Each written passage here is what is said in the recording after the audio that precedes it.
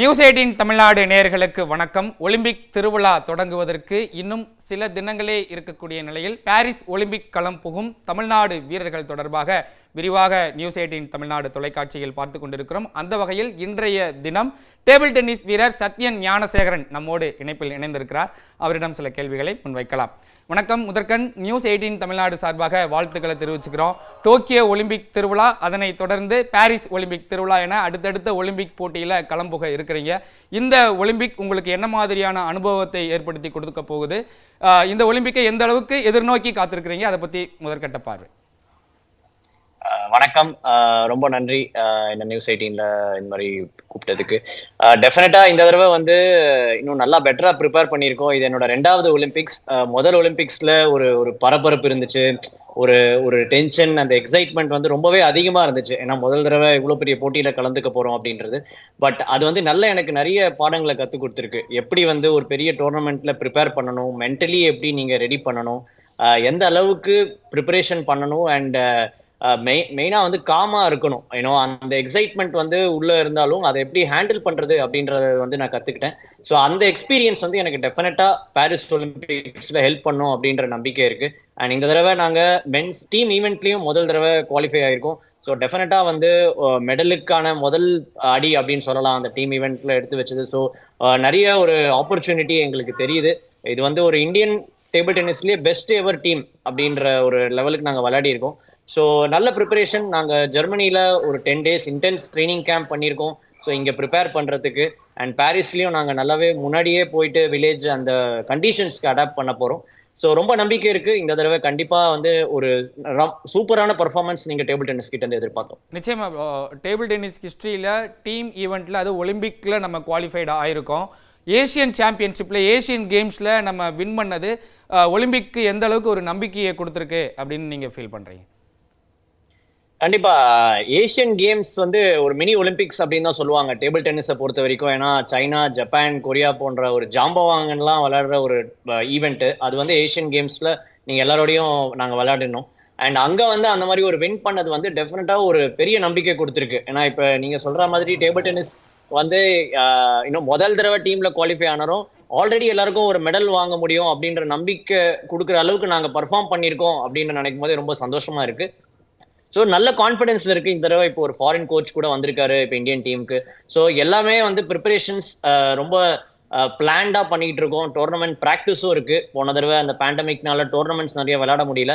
But இந்த தடவை வந்து நிறைய டோர்னமெண்ட்ஸ் விளையாடி நல்ல ஒரு ப்ரிப்பரேஷன்ல இருக்கும். கண்டிப்பான கான்ஃபிடன்ஸ் லெவல் ஹையா இருக்கிறதுனால ஒலிம்பிக்ஸ்ல மெடல் வின் பண்றதுக்கான நிறைய வாய்ப்புகள் இருக்குன்னு நாங்கள் நம்புறேன். நிச்சயமா நீங்க சொன்ன மாதிரி ஏஷியன் கேம்ஸ், ஏஷியன் சாம்பியன்ஷிப்லாம் மினி ஒலிம்பிக் அப்படின்றதுல எந்த விதமான மாற்று கருத்தும் கிடையாது. டீம் ஈவெண்ட்ல அது ஒலிம்பிக்ல யார் நம்மளுக்கு ரொம்ப ஸ்ட்ராங்கான ஆப்போனண்டா இருப்பாங்க? ஏன்னா ஜப்பான், சைனா, கொரியா போன்ற ஜாம்பவான் நாடுகளோடு சேர்ந்து டீம் ஈவெண்ட்ல நீங்க மல்லு கட்ட போறீங்க. அதுவும் சிங்கிள்ஸ்ல அப்படின்றப்ப ரொம்ப டஃப்பா இருக்கும். ஆனா டீம் ஈவெண்ட்ல நம்மளுக்கு இது எந்த அளவுக்கு சாதகமா இருக்கும்?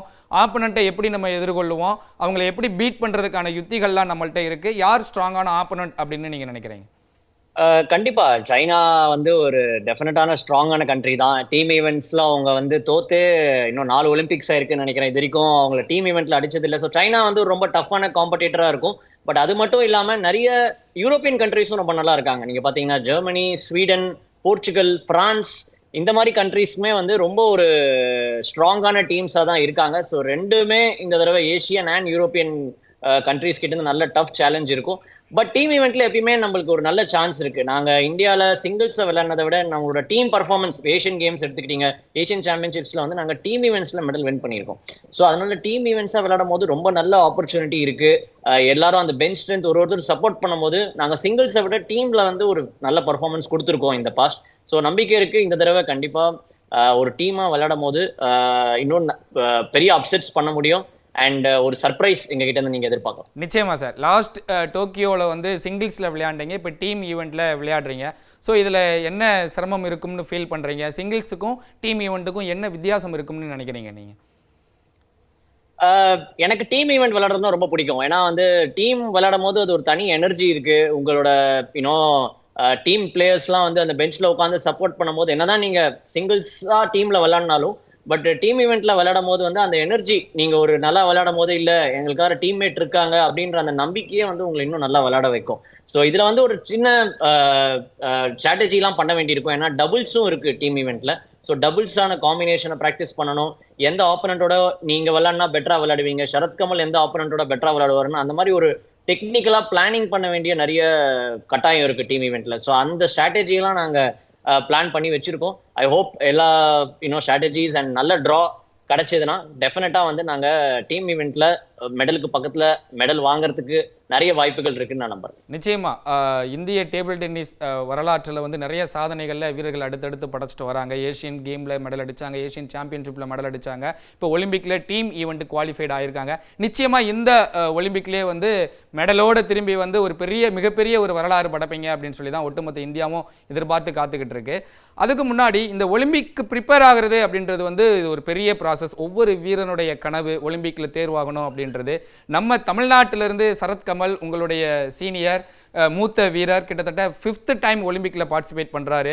அதுவும் இல்லாமல் இந்த ஒலிம்பிக் போட்டியில் அவர் தான் ஃப்ளாக் பியராக வேற இருக்காரு, இந்திய அணியை வழிநடத்தி செல்ல போகிறாரு. ஸோ அந்த எக்ஸைட்மெண்ட்டு அந்த மாதிரியான ஃபீல்லாம் வந்து அதுவும் நம்ம தமிழ்நாடு வீரர் அங்கே இருக்கிறாரு, நம்மளுக்கு மிகப்பெரிய ஒரு பெருமையை தேடி தர போகிறாரு அப்படின்னு அவர் கூட இருக்கக்கூடிய அந்த அனுபவம், சரத்கமலுடைய அந்த அனுபவம்லாம் உங்களுக்கு எந்த அளவுக்கு யூஸ்ஃபுல்லாக இருக்கும் இந்த கேமுக்கு அப்படின்னு நினைக்கிறேன்? என்ன சரத் அண்ணா பத்தி சொல்லவே வேண்டாம். ஏன்னா எவ்வளவு ஒலிம்பிக்ஸ் ஆடினாருன்ற கவுண்டே போயிடுச்சு. அந்த அளவுக்கு அவரு வந்து இந்தியன் டீமுக்காக, இந்தியன் டேபிள் டென்னிஸ்க்காக வந்து விளையாடி இருக்காரு. அவர் ஒரு பிளாக் பேரரா இருக்கிறது தமிழ்நாட்டுக்கு ரொம்ப பெருமை, டேபிள் டென்னிஸ் போட்டிக்கே ரொம்ப பெருமை அப்படின்னு நான் நினைக்கிறேன். ஏன்னா அது வந்து எல்லாரையும் ரெப்ரசென்ட் பண்ற மாதிரியான ஒரு ஃபேக்டர். ஸோ அவரோட எக்ஸ்பீரியன்ஸ் வந்து எனக்கு ரொம்ப ஹெல்ப் பண்ணியிருக்கு. எஸ்பெஷலா இன்னும் தமிழ்நாட்டை சேர்ந்தவர்னால வந்து நிறைய அந்த ஒரு கனெக்ட் வரும் உங்களுக்கு.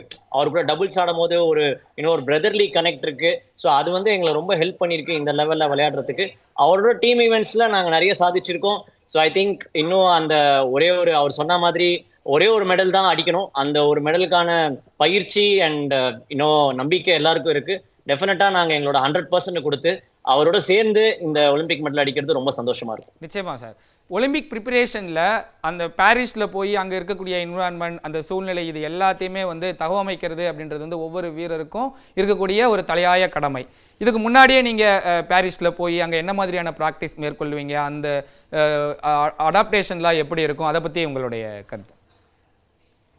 ரொம்ப ஒரு முக்கியமான விஷயம் இந்த மாதிரி ஒலிம்பிக் ப்ரிப்பரேஷன், அதுவும் ப்ரீ ஒலிம்பிக் கேம்ப் அப்படின்னு சொல்லுவாங்க. ஸோ போன தடவை பேண்டமிக் அந்த டைம்ல இருந்ததுனால அந்த மாதிரி ரொம்ப ப்ரிப்பரேஷன் பண்ண முடியல. பட் இந்த தடவை வந்து அந்த ஆப்பர்ச்சுனிட்டியை நாங்கள் மிஸ் பண்ணல. ஏன்னா யூரோப்ல வந்து நிறைய ஆப்பர்ச்சுனிட்டிஸ் இருக்கு. ஸோ நாங்கள் பாரிஸ் பக்கத்திலேயே வந்து அதே டைம் ஜோன்ல டேபிள்ஸ் பால்ஸ் என்ன வந்து ஒலிம்பிக்ஸ்ல யூஸ் பண்றாங்களோ அதே பால்ஸ் டேபிள்ஸ்ல வந்து நாங்கள் கடைசி 10 நாளா ப்ராக்டிஸ் பண்ணிட்டு இருக்கோம். ஸோ அதனால உங்களோட கண்டிஷன்ஸ் வந்து அதுக்கு ஏற்ற மாதிரி நீங்க அடாப்ட் ஆவீங்க. ஸோ பாரிஸ் போகும்போது அது வந்து எங்களுக்கு புதுசா தெரியக்கூடாது. அதுதான் ரொம்ப முக்கியம். You should feel at home அப்படின்னு சொல்லுவாங்க. ஸோ அந்த மாதிரி கண்டிஷன்ஸ்ல நாங்கள் ப்ராக்டிஸ் பண்ணியிருக்கோம்.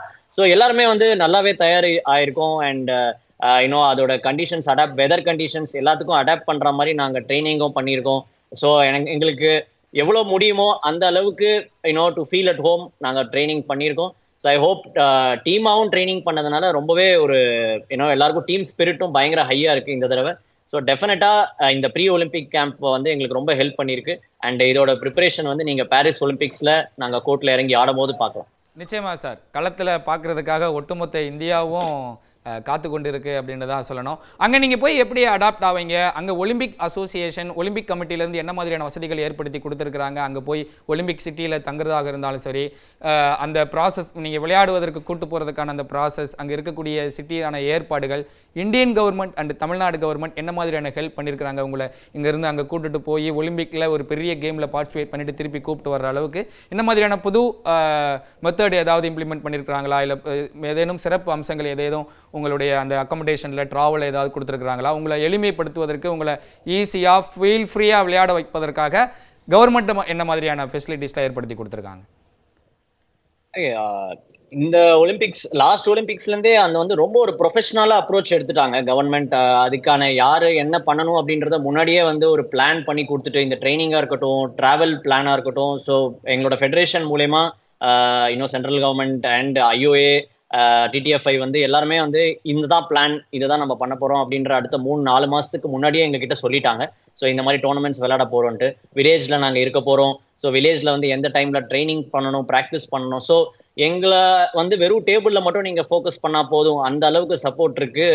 டெஃபினட்டா எல்லா அசோசியேஷன்ஸ் கிட்ட இருந்தும். தமிழ்நாடு கவர்மெண்ட் பத்தி நீங்க சொல்லவே வேண்டாம். இன்னும் அவங்க வெறும் ஒலிம்பிக்ஸ் மட்டும் இல்லாம கடைசி 10 வருஷமா என்னோட ஜேர்னில வந்து ஒரு பெரிய பங்கு இது பண்ணியிருக்காங்க. ஒலிம்பிக்ஸ்க்காக ஸ்பெஷலா வந்து என்ன வேணும்னாலும் பண்ணலாம் அப்படின்ற ஒரு மெசேஜ் வந்து எங்களுக்கு எஸ்ஜிஏடி கிட்ட இருந்து வந்துருச்சு. நீங்க என்ன வேணாலும் டைரக்டா கால் பண்ணி கேட்கலாம், நாங்க வந்து ஃபர்ஸ்ட் உங்களுக்கு சர்வ் பண்ணுவோம் அப்படின்ற ஒரு கிளியர் மெசேஜ் இருந்தது. ஸோ ரொம்ப நல்ல சப்போர்ட் இருக்கு எஸ்ஜிஏடி அண்ட் தமிழ்நாடு கவர்மெண்ட்ல இருந்து. ஸோ அந்த ஒரு நம்பிக்கையில தான் எங்களால எங்க வேணா ஃபாரின்ல போய் ட்ரைனிங் பண்ண முடிஞ்சது, ஃபாரின்ல டோர்னமெண்ட்ஸ் விளையாட முடிஞ்சது, அண்ட் இன்ஃபேக்ட் ஒலிம்பிக்கு வந்து இந்த மாதிரி டீம் இவெண்ட்ல குவாலிஃபை பண்ண முடிஞ்சது. ஸோ அந்த support both Tamil Nadu government and இந்திய கவர்மெண்ட்ல இருந்து நல்ல சப்போர்ட் பண்ணியிருக்காங்க. ஒரு ஸ்போர்ட்ஸை வந்து ஒரு ப்ரொஃபஷனா பார்க்க ஆரம்பிச்சிருக்காங்க. அதை வந்து வெறும் இன்னும் லாஸ்ட் மினிட்ல சப்போர்ட் பண்ணாம அந்த ஒரு ப்ராப்பர் பிளானிங் அண்ட் அப்ரோச் பண்ணதுனால தான் இந்த லெவலுக்கு வர முடிஞ்சிருக்கு. வில்லேஜ்லயும் ஒன்றும் பிரச்சனை இருக்காது. ஏன்னா வந்து எல்லா விதமான வசதிகளும் பண்ணி கொடுத்துருக்காங்க. இங்க நாங்க ட்ரைனிங் பண்ற இடத்துல இருந்து பாரிஸ் வில்லேஜ் போறதுக்கான பிளான்ஸ், ட்ரைனிங் பிளான்ஸ் எல்லாமே ரொம்ப சூப்பரா பண்ணியிருக்காங்க. ஐ ஹோப் எங்களுக்கு ஒரு நல்ல மெமரபிள் எக்ஸ்பீரியன்ஸா இருக்கும். இந்த தடவை இந்தியா ஹவுஸ் வேற இருக்க போகுது அப்படின்னு சொல்லியிருக்காங்க. ஸோ அதனால வந்து ரொம்ப நல்ல எக்ஸ்பீரியன்ஸ் இருக்கும் பாரிஸ்ல அப்படின்னு நம்புறோம். நிச்சயமா சார். டோக்கியோ ஒலிம்பிக்கும் பாரிஸ் ஒலிம்பிக்கும் இதான் வித்தியாசம் அப்படின்னு சொன்னா என்ன சொல்ல விரும்புவீங்க உங்களுடைய அனுபவங்கள்ல இருந்து?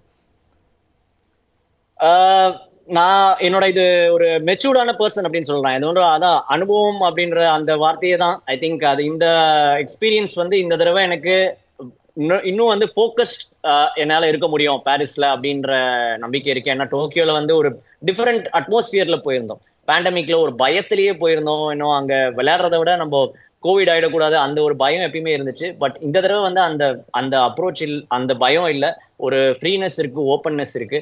ஸோ டெஃபினட்டா எக்ஸ்பீரியன்ஸ் அண்ட் மோர் எக்ஸைட்மெண்ட் இருந்தாலும் இந்த தடவை வந்து ஒரு பெட்டர் பெர்ஃபார்மன்ஸ் அண்ட் நீங்க எதிர்பார்க்கலாம். ஸோ டோக்கியோக்கும் பாரிஸ்க்கும் மெயினா வந்து ஒரு இன்னும் அந்த எக்ஸ்பீரியன்ஸ் வந்து எங்களுக்கு ரொம்ப ஹெல்ப் பண்ணும். அண்ட் இந்த தடவை மோர் மெச்சூர்ட் பர்ஃபார்மன்ஸ் நீங்க எதிர்பார்க்கலாம். நிச்சயமா டேபிள் டென்னிஸ்ல இருந்து இந்த முறை ஒலிம்பிக்ல பதக்கத்தோடு நாடு திரும்புவீங்க அப்படின்ற ஒரு நம்பிக்கையை கொடுத்துருக்கிறீங்க.